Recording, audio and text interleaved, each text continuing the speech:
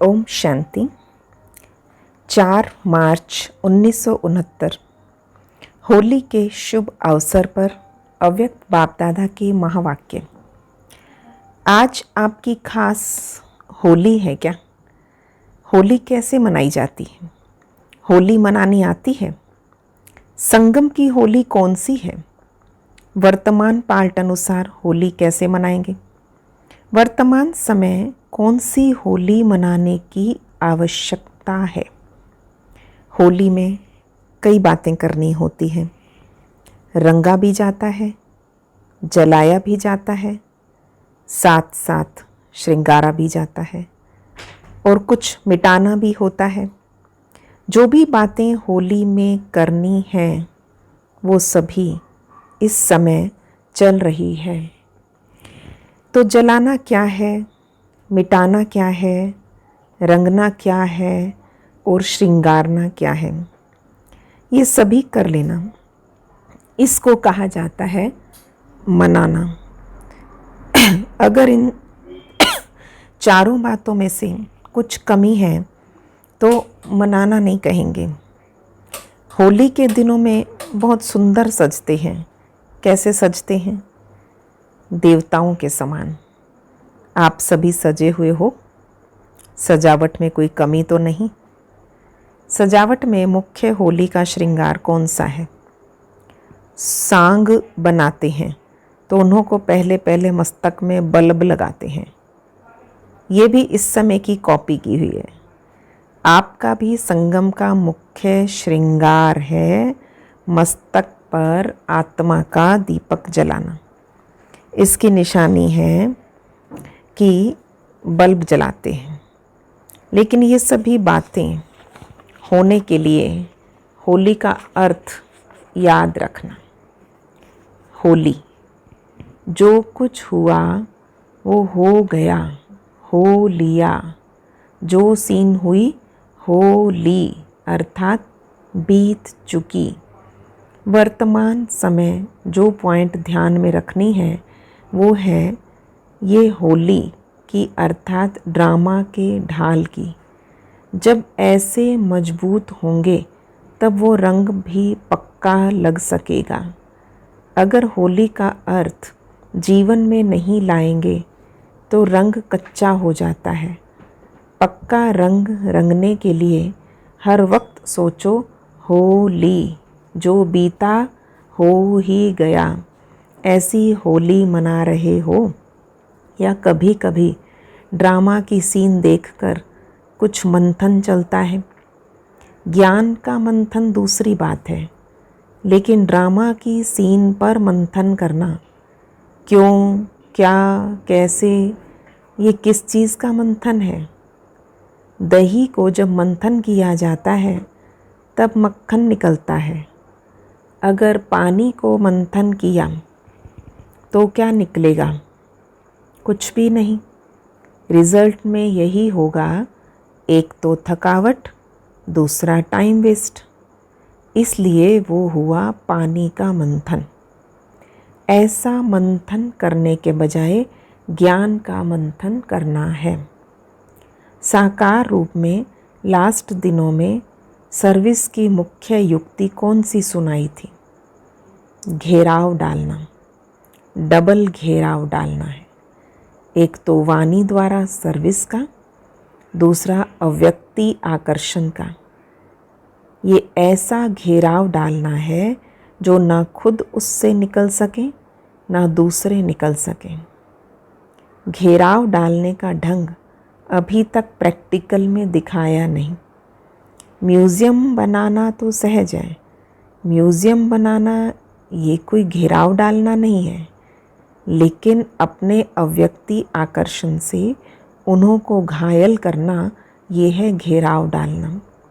वो अभी चल रहा है। अभी सर्विस का समय भी ज़्यादा नहीं मिलेगा।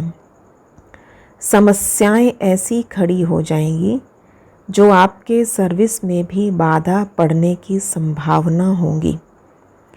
इसलिए जो समय मिल रहा है उसमें जिसको जितनी सर्विस करनी है वो अधिक से अधिक कर लें।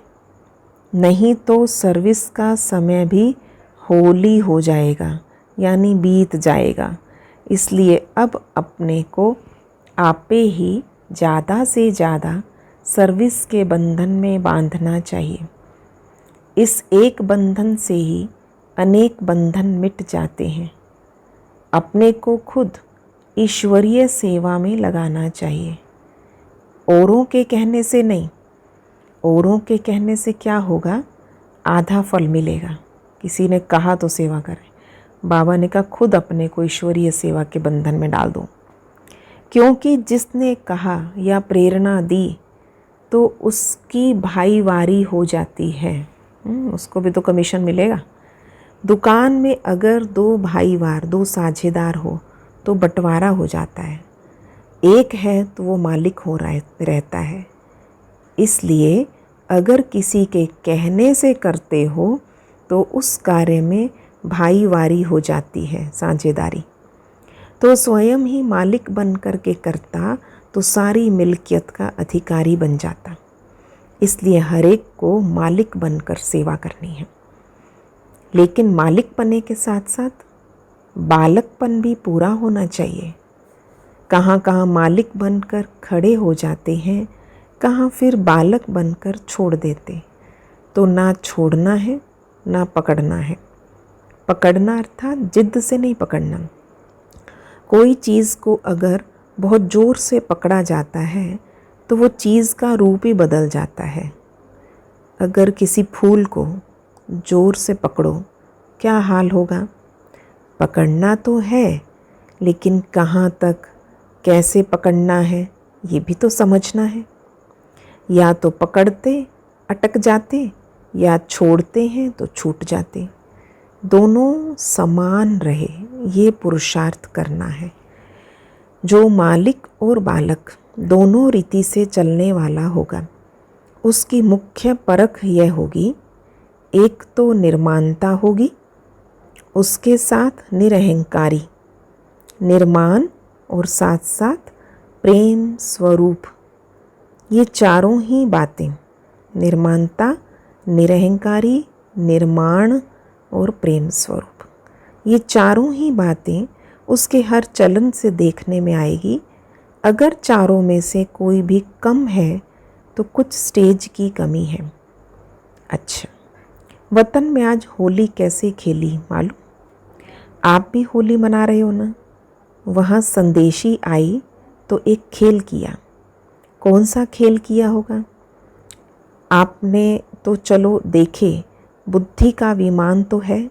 बुद्धि का विमान तो दिव्य दृष्टि से भी अच्छा है। यहाँ तो वो हो नहीं सकता, वो चीज़ ही नहीं है।